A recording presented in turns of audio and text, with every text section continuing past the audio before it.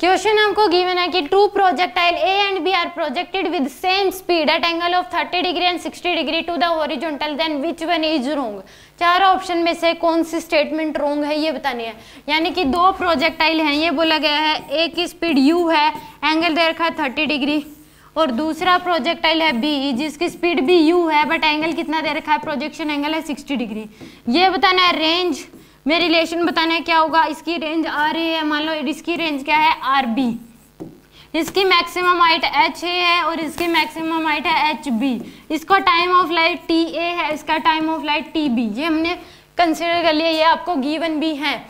Options में। तो यहाँ पे देखो रेंज दोनों की सेम आएगी। फर्स्ट ऑप्शन में कह रही हूँ सेम है क्योंकि रेंज सेम आएगी, क्योंकि दोनों एंगल्स का सम जो है वो 90 डिग्री है। अगर प्रोजेक्शन एंगल दोनों एंगल्स का अगर सम जो है 90 डिग्री आ रहा है तो वो क्या होंगे, उनकी रेंज क्या आएगी, सेम आएगी। तो रेंज आर ए जो आएगी वो कितनी आ जाएगी, u square sine 2 theta by g, ये होता है रेंज निकालने का फॉर्मूला। तो आर बी क्या आ जाएगी आपके पास सेम, यहाँ पे आर ए की वैल्यू आएगी यू स्क्वायर साइन 30 डिग्री का डबल कर दो साइन 60 डिग्री डिवाइड बाय में जी,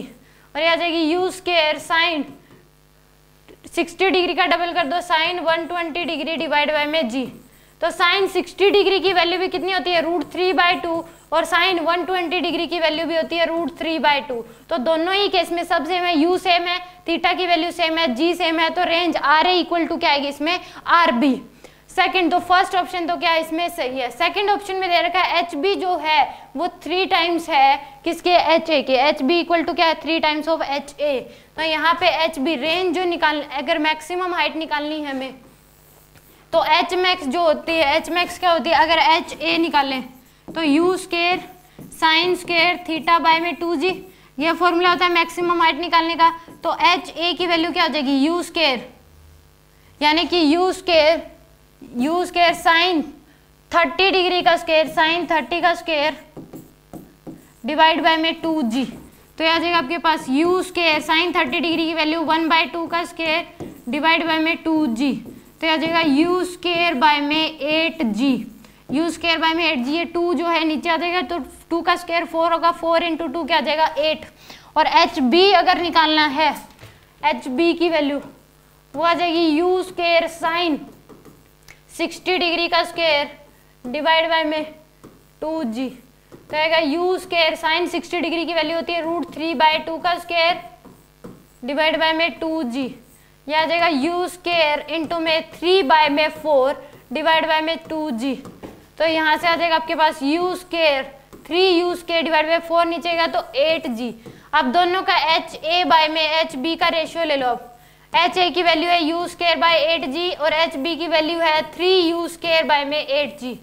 तो यहाँ से रेशियो लोगे तो 8g से 8g कैंसिल, तो एच ए बाय में एच बी इक्वल टू क्या आ जाएगा आपके पास, और यू स्क्वायर से यू स्क्वायर कैंसिल तो 1/3, तो यहाँ से एच ए की वैल्यू क्या आ जाएगी आपके पास, एच बी जो होगा H B equal to cross multiply कर दो, एच बी की जो वैल्यू है वो क्या आ जाएगी 3HA के equal, H B equal to क्या आ जाएगा 3HA के इक्वल। तो बी ऑप्शन भी इसमें क्या है, सही है। सी ऑप्शन अगर पूछा गया, सी ऑप्शन में क्या अगर टाइम का रिलेट करना है, टाइम को आपको रिलेट करना है क्या होगा, तो टाइम जो रिलेशन है, टाइम का फॉर्मूला होता है टी ए क्या हो जाएगा 2u साइन थीटा बाय में जी, तो टाइम ए क्या आ जाएगा आपके पास 2 इंटू में u सेम है साइन 30 डिग्री डिवाइड बाय में जी, तो 2u साइन 30 डिग्री होता है 1/2 डिवाइड बाय में क्या है g, तो आ जाएगा आपके पास u/g। फर्स्ट का कितना टाइम लगेगा u/g, और टाइम फ्रॉम b क्या आ जाएगा आपके पास 2u साइन 60 डिग्री बाय में g, तो 2u साइन 60 डिग्री होता है √3/2 इंटू में क्या आ जाएगा 2g, तो 2 से 2 कैंसिल, आ जाएगा √3u बाय में, सॉरी यहाँ पे g आता है बस 2u/g,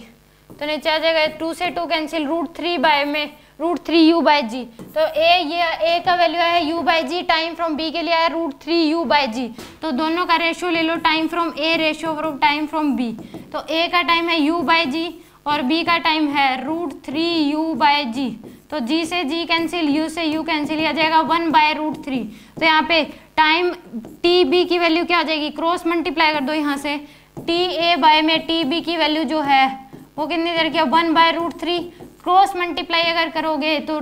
√3a